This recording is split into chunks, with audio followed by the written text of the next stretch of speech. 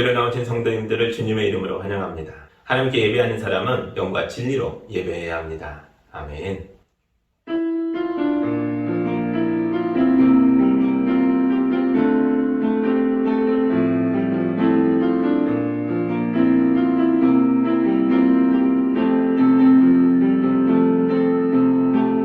사랑의 하나님 아버지, 의롭고 거룩한 예배로 우리를 불러주셔서 감사합니다. 주님의 손으로 자녀들을 어루만져 주시고 거룩한 말씀으로 축복하여 주옵소서. 예수님의 이름으로 기도합니다. 아멘.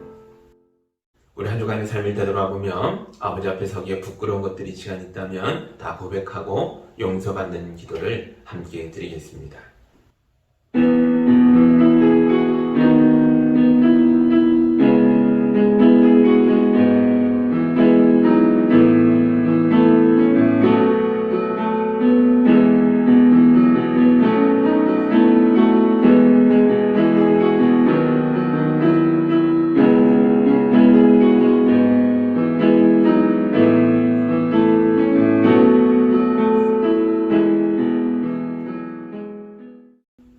우리 주님이 주시는 용서와 치유와 화해의 말씀을 들으시기 바랍니다. 육신의 아버지는 잠시 동안 자기들의 생각대로 우리를 징계하였지만 하나님께서는 우리를 자기의 거룩하심에 참여하게 하시려고 우리에게 유익이 되도록 징계하십니다. 무릇 징계는 어떤 것이든지 그 당시에는 즐거움이 아니라 괴로움으로 여겨지지만 나중에는 이것으로 훈련받은 사람들에게 정의의 평화로운 열매를 맺게 합니다. 아멘.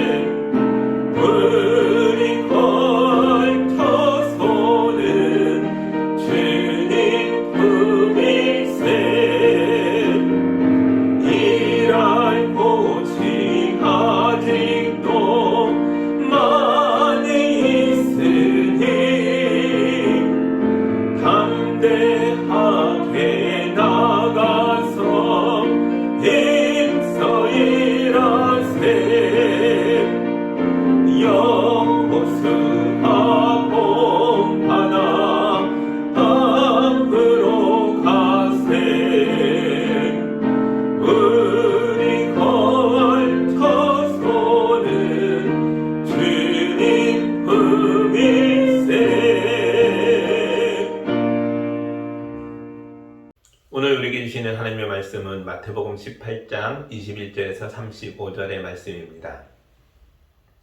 그때 베드로가 예수께 다가와서 말하였다. 주님, 내 형제가 나에게 자꾸 죄를 지으면 내가 몇 번이나 용서하여 주어야 합니까? 7번까지 하여야 합니까? 예수께서 대답하셨다. 7번만이 아니라 70번을 7번이라도 하여야 한다. 그러므로 하늘나라는 마치 자기 종들과 셈을 가리려고 하는 어떤 왕과 같다. 왕이 셈을 가리기 시작하니 10,000달란트 빚진 종 하나가 왕 앞에 끌려왔다. 그런데 그는 빚을 갚을 돈이 없으므로 주인이 그 종에게 자신과 그 아내와 자녀들과 그 밖에 그가 가진 모든 것을 모두 팔아서 갚으라고 명령하였다. 그랬더니 종이 그 앞에 무릎을 꿇고 참아주십시오. 다 갚겠습니다. 하고 애원하였다. 주인은 그 종을 가엾게 여겨서 그를 놓아주고 빚을 없애주었다. 그러나 그 종은 나가서 자기에게 100데나리온 빚진 동료 하나를 만나자 붙들어서 멱살을 잡고 말하기를 내게 빚진 것을 갚아라 하였다. 그 동료는 엎드려 간청하였다. 참아주게 내가 갚겠네. 그러나 그는 들어주려 하지 않고 가서 그 동료를 감옥에 집어넣고 빚진 돈을 갚을 때까지 갇혀있게 하였다. 다른 종들이 이 광경을 보고 매우 딱하게 여겨서 가서 주인에게 그 일을 다 알렸다. 그러자 주인이 그 종을 불러다 놓고 말하였다. 이 악한 종아, 내가 애원하기에 나는 너에게 그 빚을 다 없애주었다.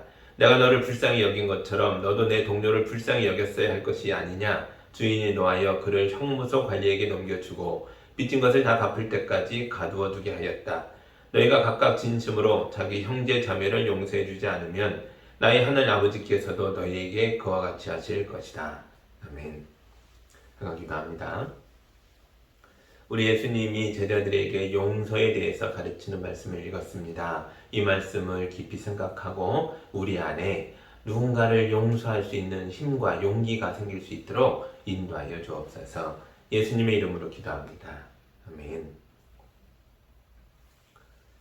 곡식과 과일이 익어가는 가을이 왔습니다. 우리는 지난 주일에 교회에서 사과를 먹었는데요. 아주 크고 달고 맛있는 사과였습니다. 그러나 이 사과가 봄에는 작은 꽃이었었죠. 사과꽃이 떨어지고 그 밑에 작은 혹처럼 남아있던 사과가 여름 내내 자라서 이만큼 커진 겁니다. 그리고 시원한 가을에 가을 햇살과 바람 속에서 빨갛게 익었습니다. 만약 사과가 계속 자라기만 한다면 더 커질 수는 있겠지만 맛은 없었겠죠. 사과가 맛이 있으려면 어느 때부턴가는 성장을 멈추고 빨갛게 익어가는 시간을 가져야 합니다. 뜨거운 여름이 사과가 성장하는 시간이 되어줬다면 이 가을은 사과가 익어가는 시간이고 맛이 드는 시간이며 성숙의 시간인 것입니다. 사람도 성장의 시간이 있고 성숙의 시간이 있습니다. 어린이와 젊은이의 시간은 성장의 시간입니다. 어린이와 젊은이들은 많이 먹고 많이 운동하고 많이 배우고 많이 경험하면서 몸과 마음이 커져가야 합니다. 그러나 사람이 어른이 되면 신체 성장이 멈추죠. 사람의 몸이 계속 자라기만 한다면 그것도 큰 문제입니다. 거인병이라고 해서 몸이 계속 자라는 병이 있잖아요. 신체가 이렇게 계속 커져가기만 하면 결국 몸이 제 기능을 하지 못하고 기능장애에 빠지게 된다고 합니다. 그래서 어른이 되면 이제부터는 성숙의 시간, 맛이 드는 시간을 보내야 하는 것입니다. 사람이 성숙해진다는 게 뭘까요? 저는 품격이 있는 사람이 되는 거라고 생각합니다. 어른의 표정과 말투는 부드럽고 여유가 있어야 합니다. 어른의 마음은 크고 넉넉해서 가족과 이웃을 품어줄 수 있어야 합니다. 어릴 때 성격이 모나고 괴팍했더라도 나이가 들면 품격이라는 게 생겨서 인격의 수준이 높은 사람이 되어야 참된 어른인 것입니다. 믿음에도 성장이 있고 성숙이 있습니다. 예수님은 제자들의 믿음이 더디게 성장하는 걸 보고 매우 안타까워하셨습니다. 이런 예수님의 마음이 보이는 구절을 하나 읽어드릴게요. 마태복음 6장 30절입니다. 오늘 있다가 내일 아궁이에 들어갈 들풀도 하나님께서 이와 같이 입히시거든 하물며 너희들을 입히시지 않겠느냐. 믿음이 적은 사람들아. 아멘. 마태복음 8장 8절에도 비슷한 내용이 있습니다. 예수께서 이것을 아시고 말씀하셨다. 믿음이 적은 사람들아 어찌하여 너희는 빵이 없다는 것을 두고 서로 수군거리느냐. 아멘. 예수님은 제자들에게 하나님의 나라를 주셨습니다. 그러나 제자들은 하나님 나라의 풍성함이 모두 자기들의 것이라는 것을 믿지 못했습니다. 그래서 그들은 예수님과 함께 있는데도 지금 당장 먹을 것과 입을 것이 없다는 것에 대해서 걱정이 많았습니다. 믿음이 적은 제자들은 예수님이 보리빵 5개로 5,000명을 먹이는 것을 눈앞에 본 직후에도 여전히 빵이 없다고 걱정했습니다. 우리는 기적을 체험하면 믿음이 성장할 것이라고 생각합니다. 그러나 제자들을 보면 그렇지도 않은 것 같습니다. 제자들은 예수님과 동행하면서 예수님이 행하시는 기적을 많이 체험했지만 그럼에도 불구하고 그들의 믿음의 성장은 매우 더디었습니다. 저는 왜 이렇게 믿음의 성장이 더딜까를 놓고 생각해 봤는데요. 아무래도 기적과 믿음의 자리가 서로 달라서 그런 것 같습니다. 기적은 우리 외부에서 일어나는 일이고 믿음은 우리 내면에서 일어나는 일입니다. 그래서 우리 외부에서 엄청난 일들이 많이 일어나도 우리가 그것을 내면으로 받아들이지 않으면 우리 믿음에는 아무 변화도 일어나지 않는 것 같습니다. 우리 내면에 있는 믿음이 성장하려면 우리가 무엇을 어떻게 해야 할까요? 책을 읽으면 사람의 마음이 커진다고 하죠. 책이 마음의 양식이기 때문에 그렇습니다. 믿음도 양식을 먹어야 성장합니다. 믿음의 양식은 바로 주님의 말씀입니다. 우리의 두 귀로 주의 말씀을 들어야 합니다.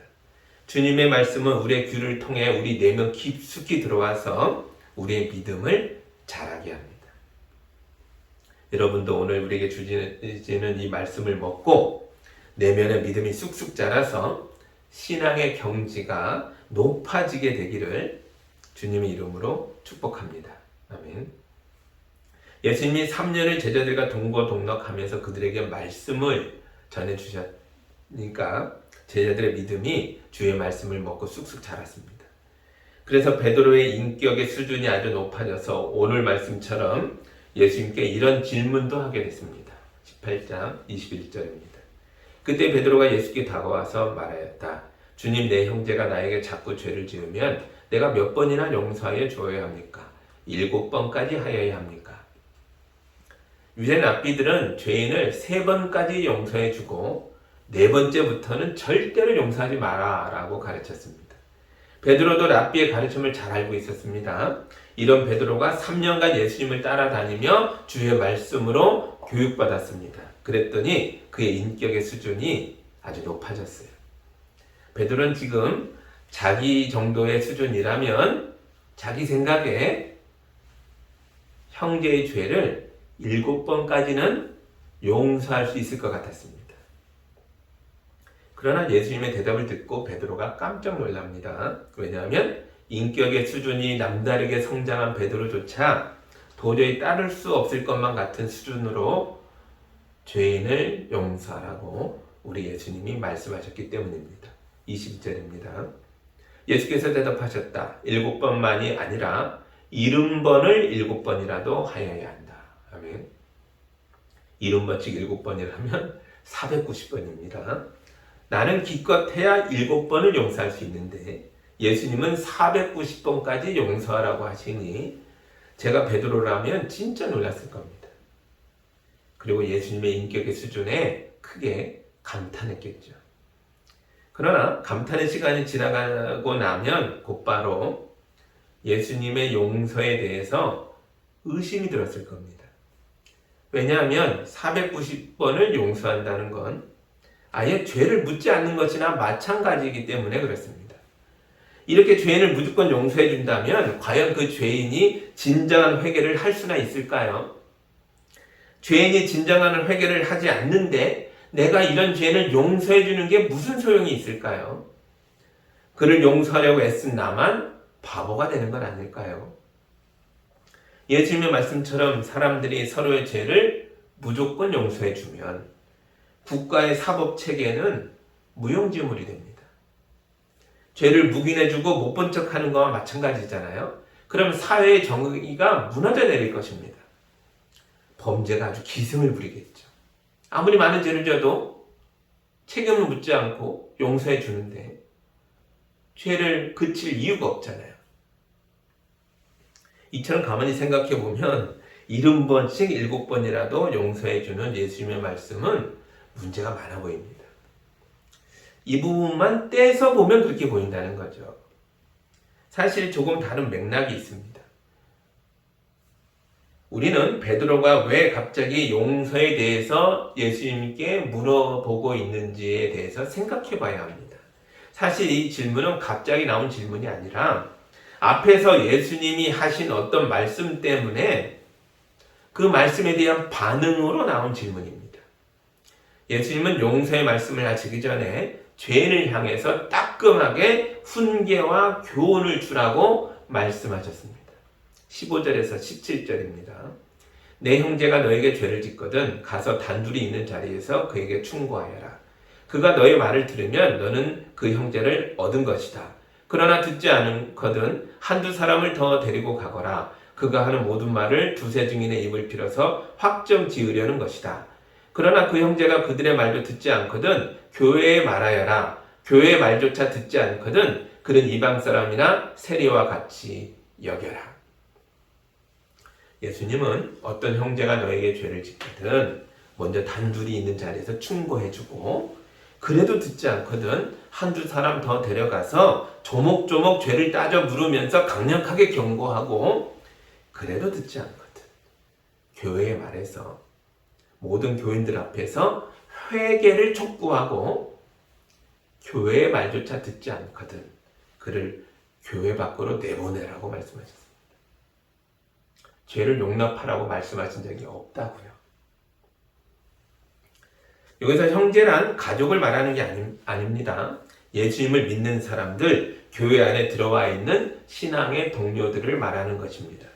어떤 사람이 예수님을 믿었습니다. 그리고 이제부터 그 사람은 그리스도인으로 살아야겠죠. 그리스도의 몸인 교회에 와야 하고 우리의 아버지이신 하나님을 예배해야 되고 세상에 나가서는 예수님의 제자답게 복음을 선포하며 착하고 거룩하고 아름답게 살아야 합니다. 그런데 이 그리스도인이 죄를 지었다는 거죠. 여기서 말하는 죄는 살인죄나 강도죄가 아닙니다. 물론 그런 죄도 포함이 되긴 하지만 가장 큰 의미로는 배교를 말하는 겁니다.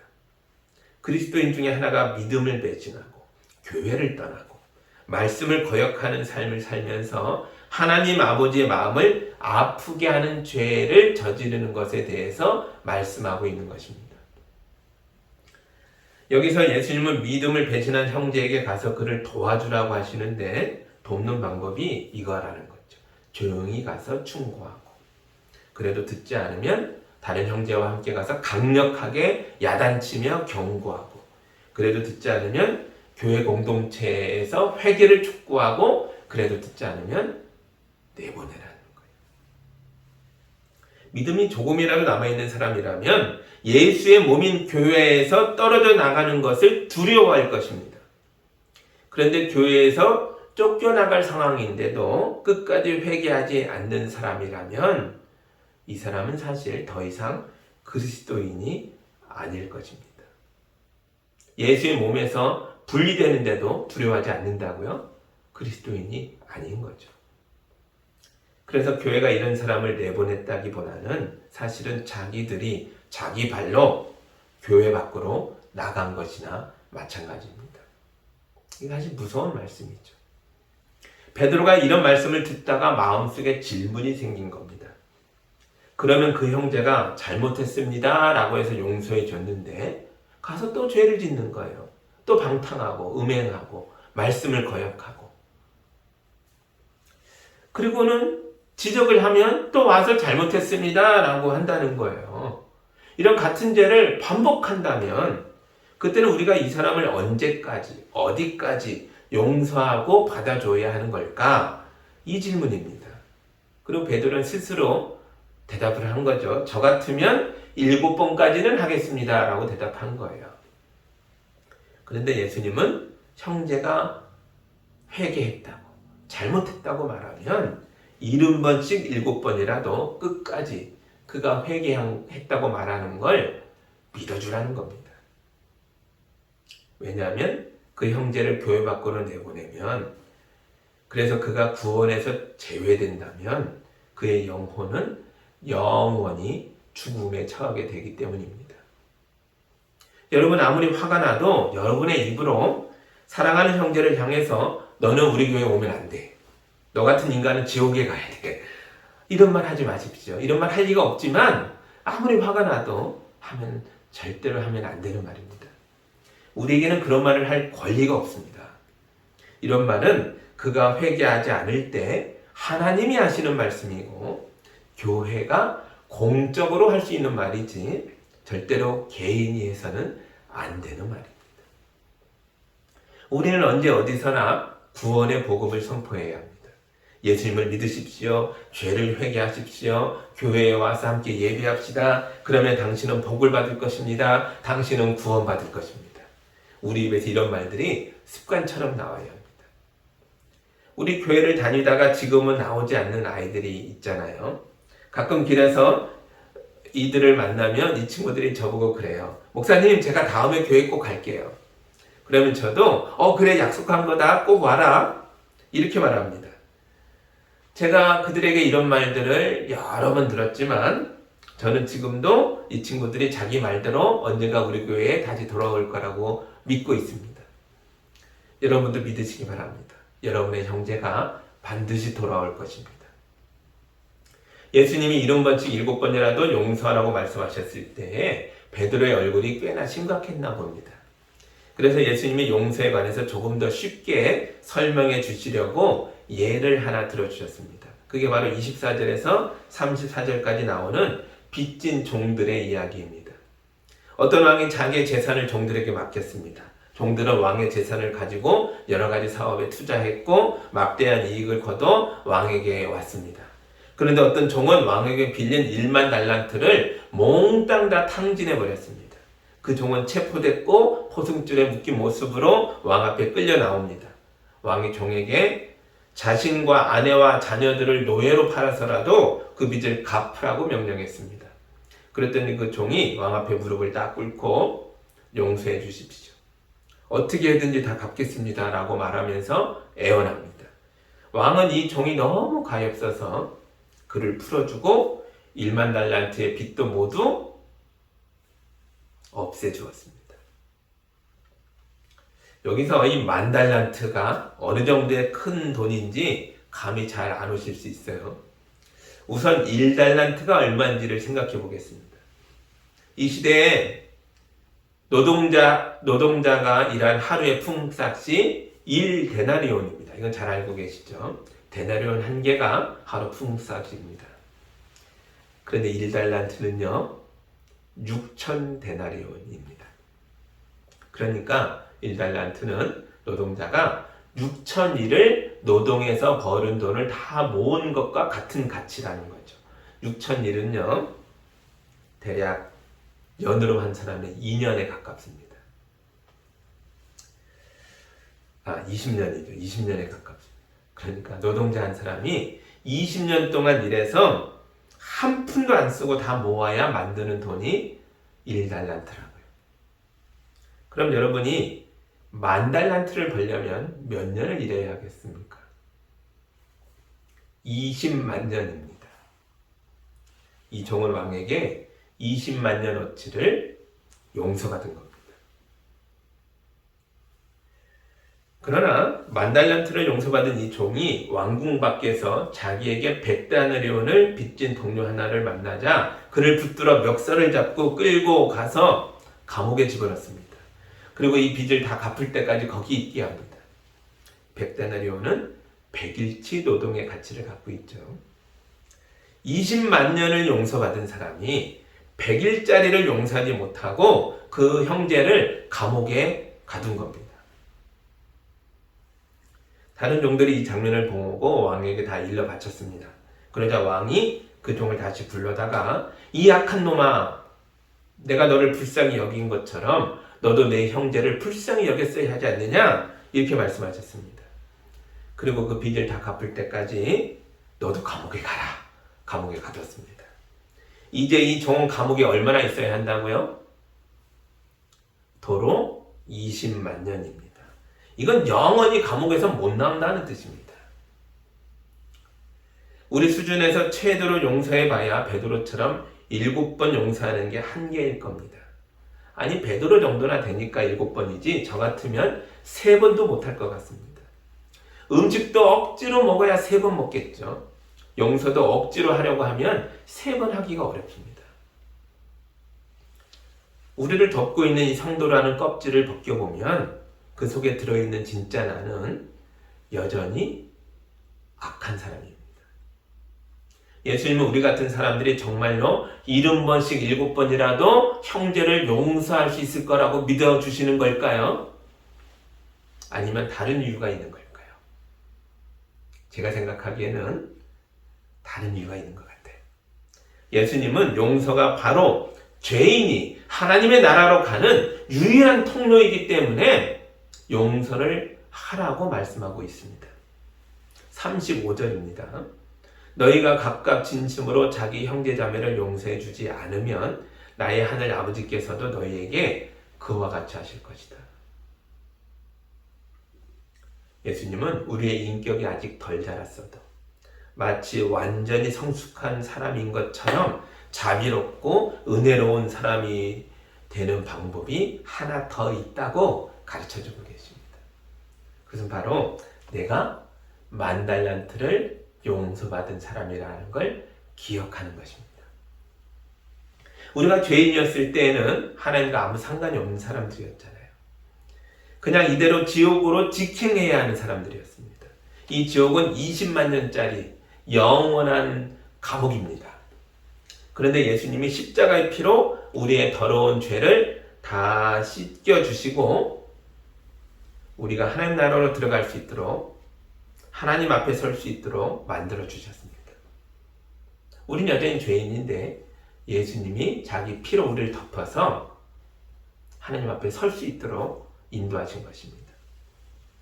오늘 비유를 말하면 10,000달란트를 탕감해 주신 것입니다. 10,000달란트를 용서받았다는 건 거꾸로 말하면 10,000,000달란트를 번 것과도 같습니다.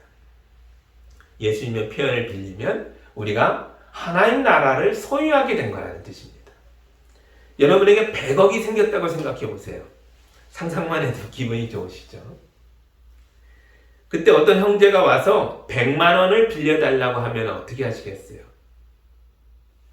저는 빌려주지 않을 겁니다. 왜냐하면 100만 원을 그냥 줄 거니까요. 100억 원이나 내게 있는데 100만 원을 못 주겠냐고요. 우리는 예수님의 제자이며 하나님의 자녀이며 하늘나라를 유업으로 받을 상속자들입니다. 하나님 나라가 여러분의 것입니다.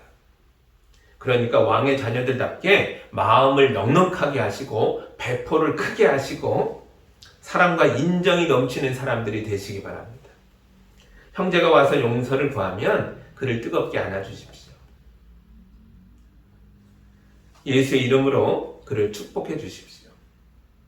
누군가를 용서했지만 그 사람으로부터 받은 상처의 기억과 고통의 감정은 사라지지 않고 그냥 있을 때가 있습니다.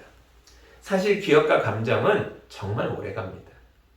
그러나 기억과 감정이 남았다고 해서 용서를 못하는 건 아닙니다. 용서를 안 한 것도 아닙니다. 용서는 믿음으로, 고백으로, 행동으로, 실천으로 하는 것입니다. 그냥 억지로라도 예수님의 이름으로 용서하시기 바랍니다. 그러면 우리의 신앙의 인격이 예수의 피를 머금어서 가을 사과처럼 빨갛게 익어 성숙해질 것입니다. 그러면 멀리 있는 하나님 나라가 우리 교회로, 우리 가정으로, 내 인생 속으로 쑥 들어옵니다. 우리 가정에서 천국이 이루어지는 것입니다. 용서받은 성도는 품격 있는 성도가 되어야 합니다. 품격 있는 신앙인답게 부부끼리도 날마다 용서하십시오. 부모와 자녀끼리도 날마다 서로 용서하십시오. 형제와 자매끼리 서로 용서하십시오. 이것이 바로 10,000,000달란트를 용서받은 성도들이 이 세상을 살아가는 방법입니다. 이것이 바로 천국으로 들어가는 길입니다. 예수의 이름으로 날마다 용서하고 서로를 복되게 하면서 가정과 교회와 인생을 천국으로 만들고 그 천국을 누리며 살아가는 성도들이 다 되시기를 우리 주 예수 그리스도의 이름으로 축복합니다. 아멘. 기도하겠습니다. 하나님 감사합니다. 만달란트 탕감받은 용서받은 성도라는 걸 알게 하시니 감사합니다. 이제 예수의 피로 힘입어 하나님 나라를 소유한 사람들이 되었습니다. 하나님 나라를 가진 자답게 마음을 크게 하고 배포를 넉넉하게 해서 이 사랑을 나누며 베풀며 살아가는 성도들이 되도록 인도하여 주옵소서. 우리가 내 가족과 이웃을 용서하고 품을 때에 천국이 멀리 있는 것이 아니라 우리 성도들의 삶에서 이루어지게 하여 주옵소서. 천국을 누리며 살아가는 성도들이 되도록 축복하여 주옵소서. 예수님의 이름으로 기도합니다. 아멘.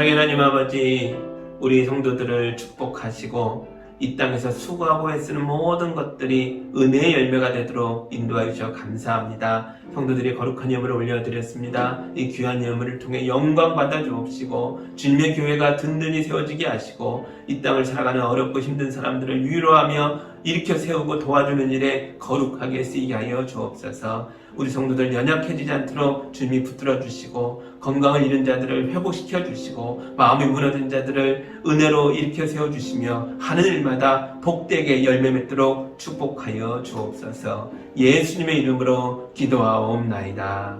아멘.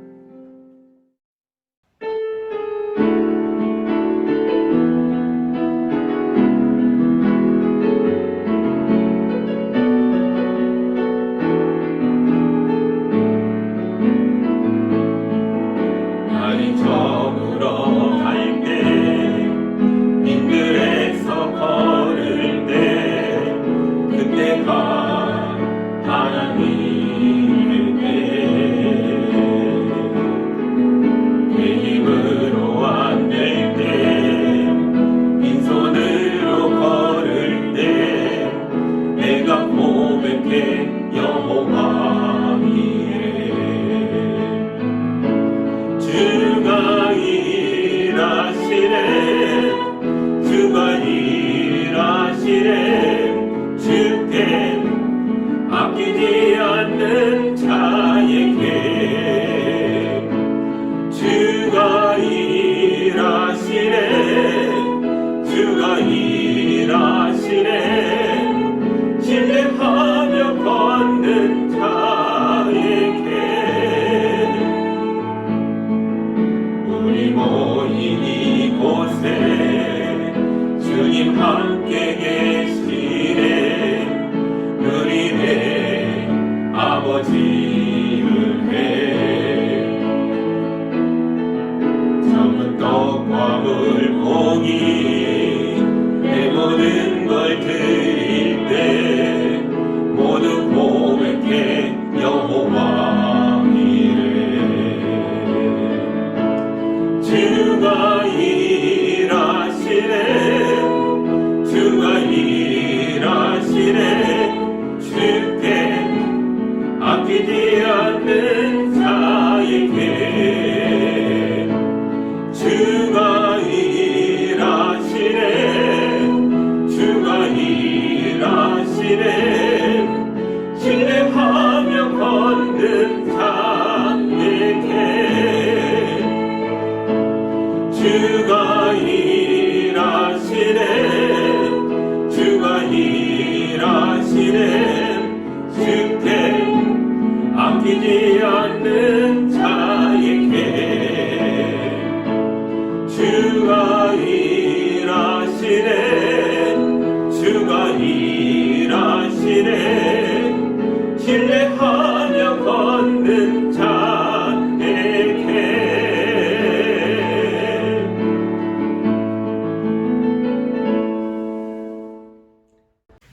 이제는 우리 주 예수 그리스도의 은혜와 우리 하나님 아버지의 크신 사랑과 성령님의 교통하심이 말씀에 아멘하여 용서받고 용서하는 삶으로 나아가는 성도들과 가정과 삶의 모든 영역 위에 이제로부터 영까지 함께하기를 간절히 축원하옵나이다.